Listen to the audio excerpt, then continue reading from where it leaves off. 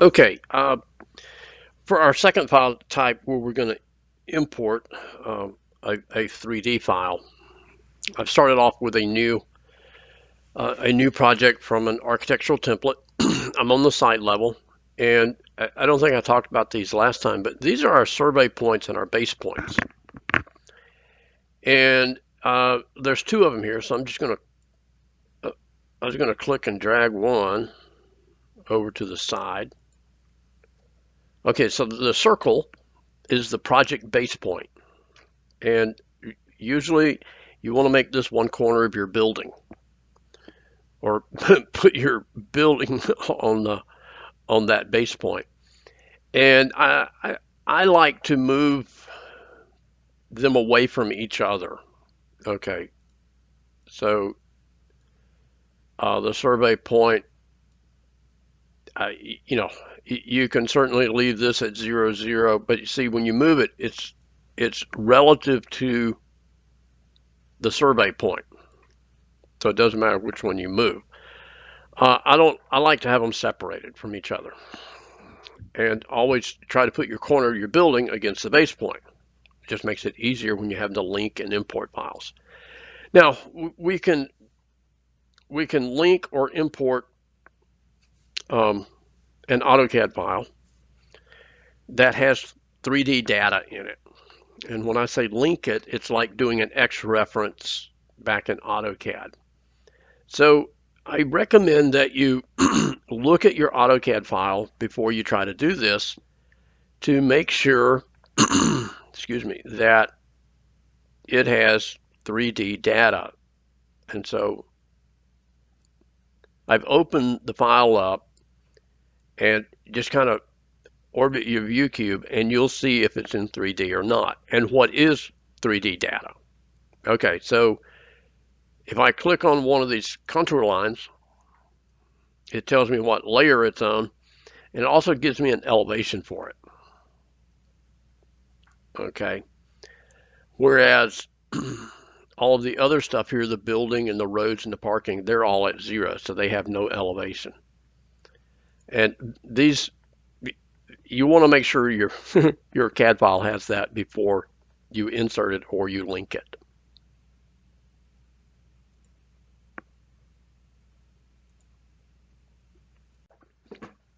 All right, so let's go to our massing and site,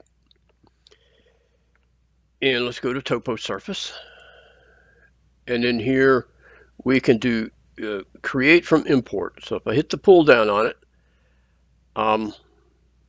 I can specify a points file. Okay, or if I've imported something, I could do it here. So I got one step ahead of myself here. So if I were going to use a points file like I was talking about previously, I would do this. So let me cancel this and go back. I want to go to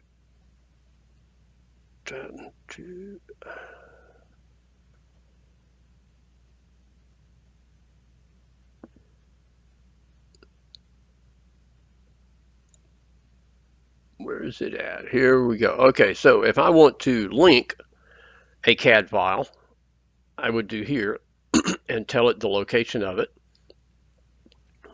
and it would create a link like an X reference. But in this case, we're going to import a CAD file,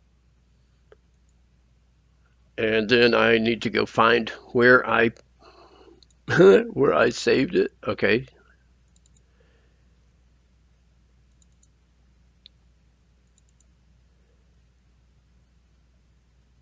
And it's this one, the site plan.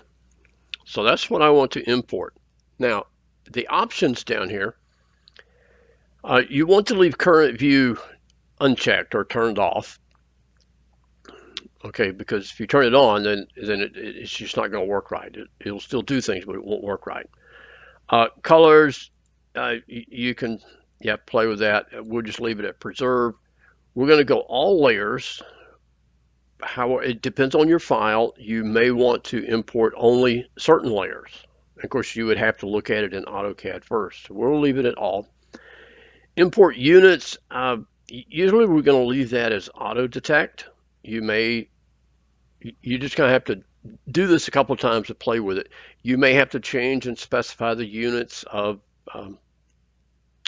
your drawing you're bringing in. Now,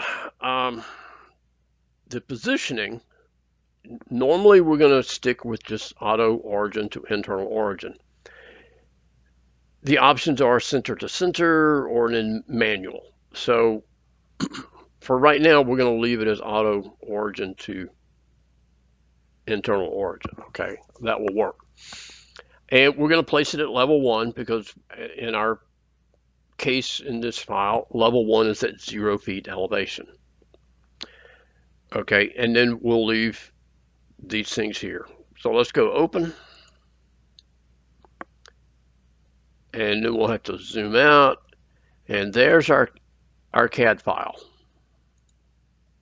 So if I hover in and select it, you can tell me it's an import, it's pinned, it's at level 1.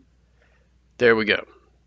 So now then let's look up here at the options we've got here. So if I want to delete layers, it shows me which layers are in the drawing. And I could delete any particular ones that I wanted to here. Or select that again. I could go query.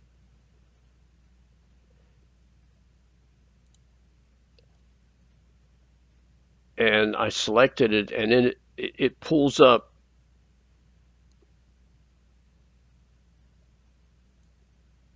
these different things here.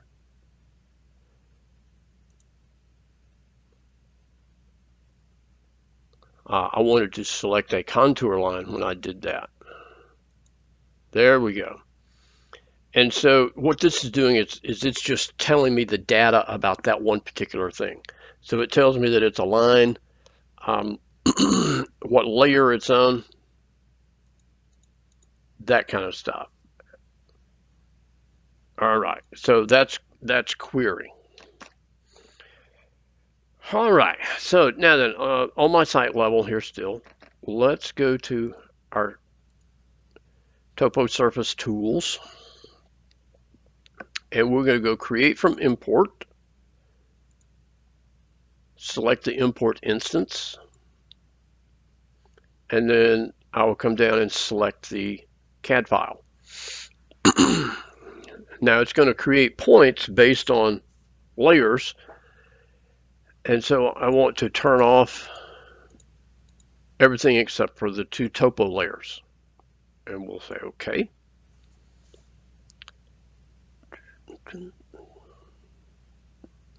All right, so now it's done its work.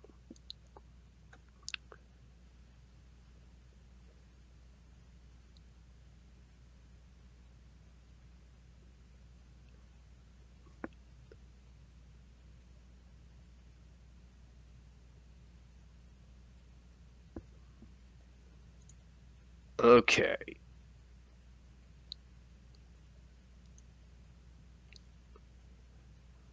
All right, so now let's go to a 3D view.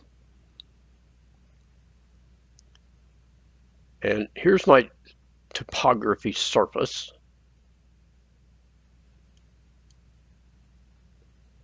And this is my CAD file. You can see the rectangular box and cube. So I want to temporarily hide that for just a minute because I want to be able to see just my CAD drawing here. So let's go edit surface.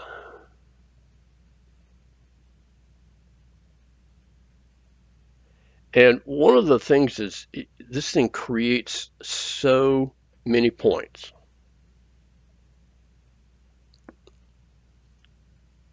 Maybe let's go back and do a query on this because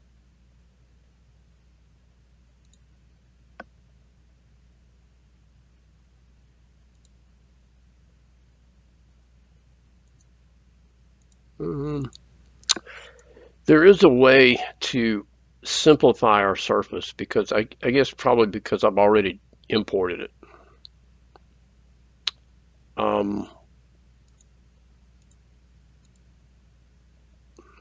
Yeah, here we go. So I should have stopped right here.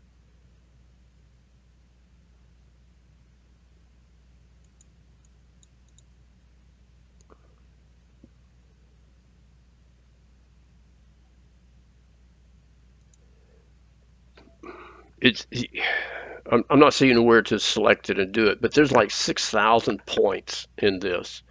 So if I go simplify surface and we change it to 3 inches, you can see that decrease in number of the points because it creates a point at the end of each line segment in the AutoCAD drawing. Well, that took the number of points down about half. And so that's kind of where we want to be on this particular one. So let's finish the surface and go back to our 3D view. All right, now then let's hide. And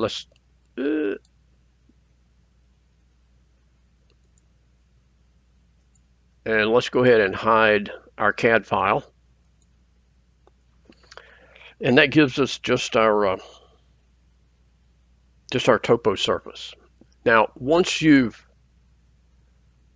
finished with your CAD file, if you've imported it, you could delete it. If you've linked it, you can unload that particular link. Okay. All right. So now we've created a topo surface. Let's look at some of the settings. So if up here in our massing and site, hit that little pull down, this gets us our site settings. And you could do this before or after you've created your topo surface, doesn't really matter. So right now we've got contour lines these are the major contour lines at 10 feet. Let me zoom in on this so you can,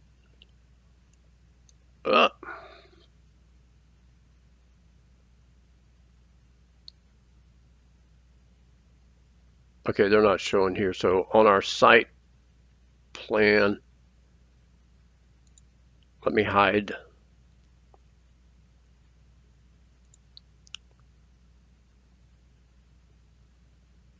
Maybe because I've got, yeah, there we go. I had thin lines turned on. So let's try that on our 3D views. There we go. Okay, so you can see we've got a heavy, thick line. And those are what we call the major contour lines. And typically they're at an interval of 10 feet. It could be different from that, depends on what you're working on. Some topo maps are 10 feet, some are 20 feet intervals. The civil drawings, it really depends on your site. It could be, 5 feet, could be 10 feet, could be 50 feet, could be 100 feet. It just depends on your site and what you're trying to convey.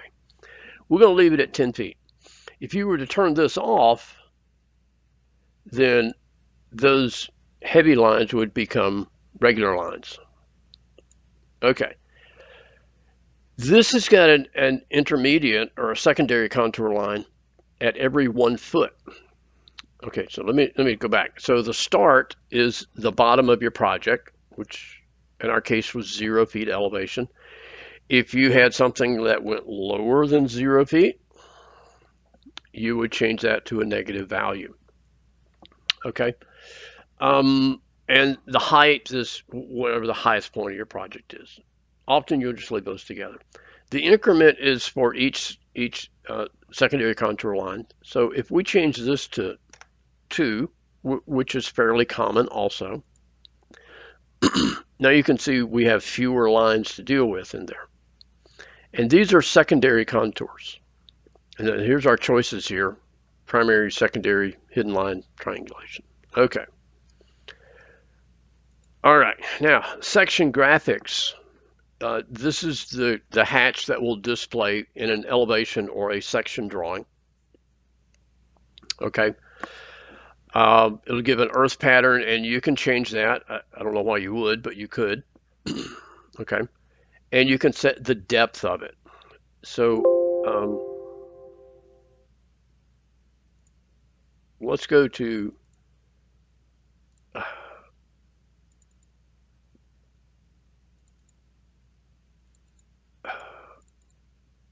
there we go. So I went to an elevation, and once again, let me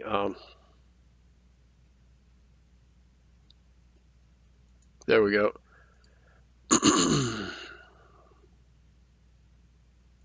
Hide the CAD drawing. Okay, and I typically in elevation views and section views, the contour lines are not visible. But this is the hatch here that I was talking about, and right now it's set to be 10 feet down from the 0 point. Okay, so let's go back to our site settings here. Okay, property data. This is not for your property tags or for dimensioning, but it's the data used to create the topo surface in the property. The angle display could be degrees from north and south, which is typical for surveying, or it could just be total degrees, which would be 0 to 360. Okay. The units, you got a choice of decimal degrees or degree minute seconds. It could be either way. All right. Now let's add an additional contour.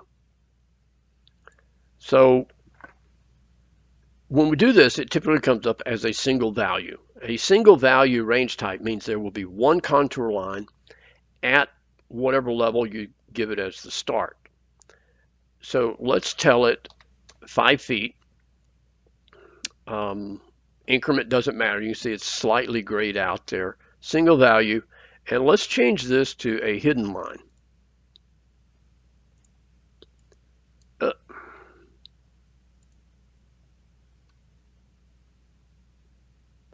So as you can see, it added a dash line at 5 feet elevation. This could be useful if you had like a flood level or a flood plain, okay, or some, I don't know, high water mark, low water mark, something like that. It just all depends on your site that you're dealing with. But if you needed a special line at a certain elevation, that's how you would set it in there. Okay, property data, did that.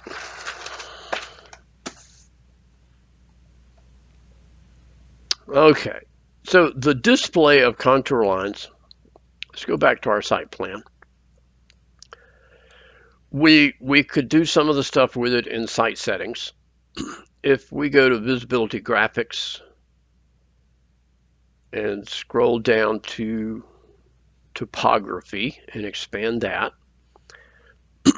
here we've got some additional things here. We've got points, boundary point, interior points, and then triangulation edges. Most of the time, you're not going to show triangulation edges. You may have a reason to, but a lot of times you're not going to show them. But what I could do in here is change the color for my primary contour line. Let's make it red.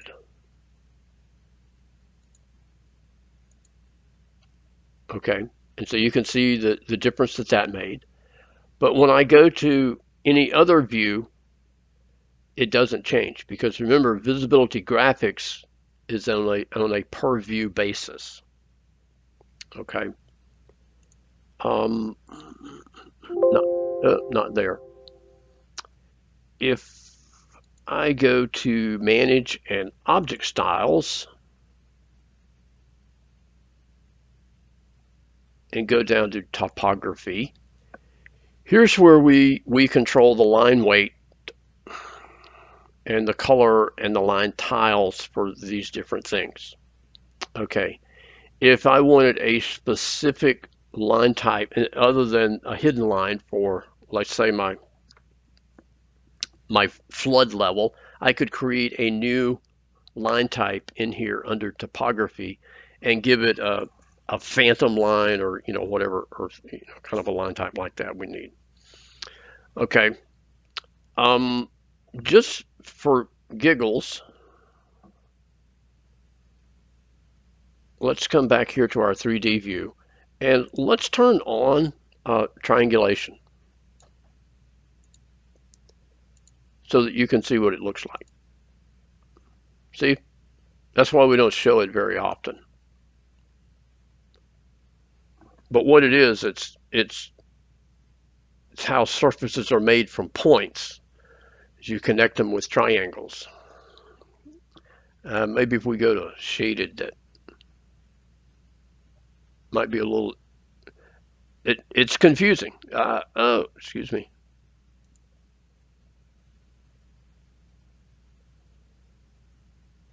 But that's what triangulation looks like.